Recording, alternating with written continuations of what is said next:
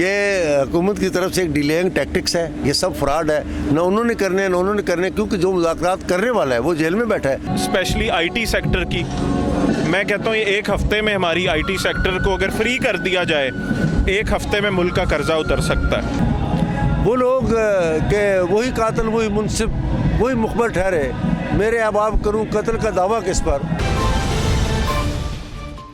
अच्छा, ये जो पीटीआई और हुकूमत के दरमियान मुज़ाकरात हैं, उस हवाले से क्या सोचते हैं आप? अच्छा, हमारी तो वैसे I think I am not very good in at politics, लेकिन आई वुड रियली रिकमेंड कि मुज़ाकरात हो जाने चाहिए, बिकॉज उसकी वजह ये है कि पिछले दिनों में हमने देखा न्यूज़ के अंदर बहुत ज़्यादा दंगा फसाद हुआ है, बहुत ज़्यादा जानें गई हैं, आम शहरी का नुकसान बहुत ज़्यादा हुआ है। तो मेरी तो दुआ यही है कि मुज़ाकरात हो जाए, जिसकी वजह से फ्यूचर में दंगे फसाद और मसले मसाइल ना हों।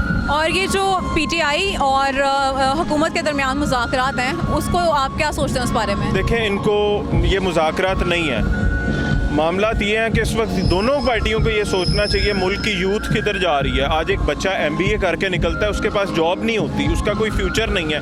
ये जो बच्चे बाहर जा रहे हैं, इन चीज़ों को रोका जाए, मुज़ाकरात की बजाय यूथ की और प्रॉब्लम्स को सॉल्व किया जाए, प्रॉब्लम्स को देखा ना जाए, इसको मसले हल करेंगे तो हमारी, वरना यूथ के लिए कुछ भी नहीं है अब देखा जाए। इसलिए ये छोड़ के जा रहे हैं, कोई 70 लाख रुपए लगा के जा रहा है, कोई 100 लाख रुपए लगा के जा रहा है। तो इस चीज़ को देखना चाहिए। मुज़ाकरात तो कुछ भी नहीं है, ये जो मर्ज़ी बैठे, आप जिस मर्ज़ी को बिठा दें, लेकिन मुल्क के लिए बेहतरी होनी चाहिए।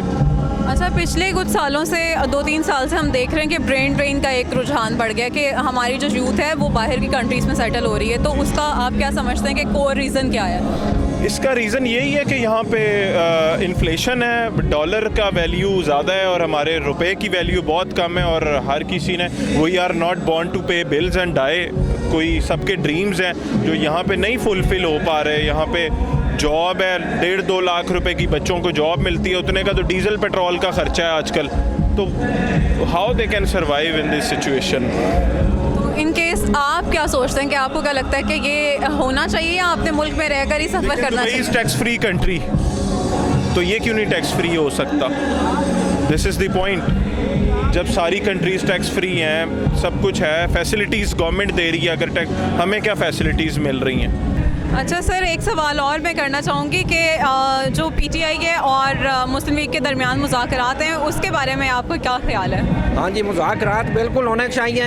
ये जो तनाव और टेंशन चल रही है, इसको ख़त्म होना चाहिए, और मुल्क में किसी पार्टी को भी किसी तरह से भी रुकावट, मुल्क की जो तरक्की है उसमें रुकावट नहीं डलनी चाहिए, और दोनों पार्टियों को मिल के आवाम के लिए आसानियाँ और सहूलतें मुयस्सर करनी चाहिए। ये हुकूमत की तरफ से एक डिलेइंग टैक्टिक्स है, ये सब फ्रॉड है। ना उन्होंने करने क्योंकि जो मुज़ाकरात करने वाला है वो जेल में बैठा है। ये बाकी दोनों तो एक ही है, 19-20 का फ़र्क है, उसमें कोई फ़र्क नहीं पड़ता। ना कोई होना है, न कुछ होना है। ये सिस्टम को इसी तरह से चलना है जब तक ये कंप्लीट कोलैप्स नहीं कर जाता।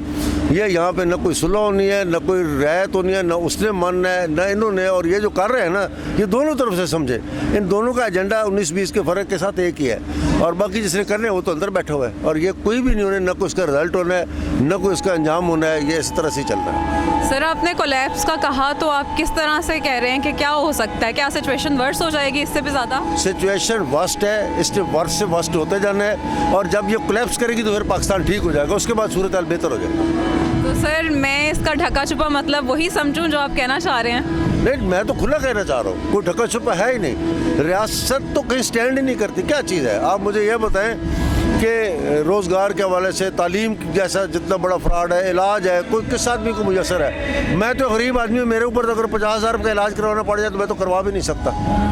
मेरे पास तो, मैं तो बिस्तर पे पड़े होकर अपनी मौत का इंतज़ार करूँगा। अगर मुझे 50,000 या लाख रुपए देना पड़ जाए तो मैं तो नहीं करवा सकता। बच्चों की फीस नहीं दे सकते जो लोग, हम तो खैर अब उम्र के उस हिस्से में आ गए, लेकिन यहाँ पे अगर आप समझते हैं कि किसी मनफी तरीके से कोई मुस्बत नताइज निकाल लीजिए तो ये कभी मुमकिन ही नहीं होता। वहाँ इसको स्टैंड करने के लिए अब अच्छा, पहले आपने अगर जाना है यहाँ से कसूर, तो कसूर की तरफ जाएगा। आप इंडिया की तरफ चल पड़े, कसूर नहीं आ जा सकते। हम ट्रैक पे ही नहीं है। ट्रैक पे किसने ले जाना है? Leadership. There is no leadership in Pakistan. किसने ले जाना है? State. There is no state in Pakistan. किसने ले जाना है? अदलिया। There is no justice in Pakistan. किसने ले जाना है? इंतज़ामिया। अभी आपको यहाँ से पुलिस और हमें पकड़ कर ले जाए हमारी जान ही नहीं छूट सकती, जो जिसमें मर्जी कर दें, कोई इंसाफ नहीं, कानून नहीं, कोई चीज़ नहीं है। हम तो एक खुले कैद खाने में फिर रहे हैं, जिस वक्त मर्जी हमें जेलर उठा के किसी भी मुशक्क़त में डाल दे। We are it is no man land, यहाँ पे बस माफिया की हुकूमत है। सर मुझे ये बताइएगा कि पीटीआई और जो हुकूमत के दरमियान मुज़ाकरात हैं, आप उसको किस तरह से देखते हैं और क्या आप समझते हैं कि वो कामयाब होंगे? देखिए जी, कामयाब होने चाहिए, क्योंकि मुल्क में पहले ही बहुत अफरा तफरी फैली हुई है। रोज़ाना जलसे जुलूस चीज़ें जो बंद कमरे में बैठ के बात हो सकती है, या असम्बलियाँ इसी चीज़ के लिए बनी हुई हैं, ये सारी चीज़ें अंदर बैठ के असम्बलियों में बात करने के लिए। तो मैं कहूँगा कि ये इससे अच्छा कोई मौका नहीं। अगर मिल बैठने का बहाना मिल गया है तो हम सबको चाहिए कि असम्बलियों के अंदर बैठ के इसका फ़ैसला करें। हर घर में झगड़े हो जाते हैं, ये एक फैमिली की तरह होती हैं सियासी पार्टियाँ, इनको चाहिए मिल के एक फैमिली की तरह इसको हमें हल करना चाहिए हमें।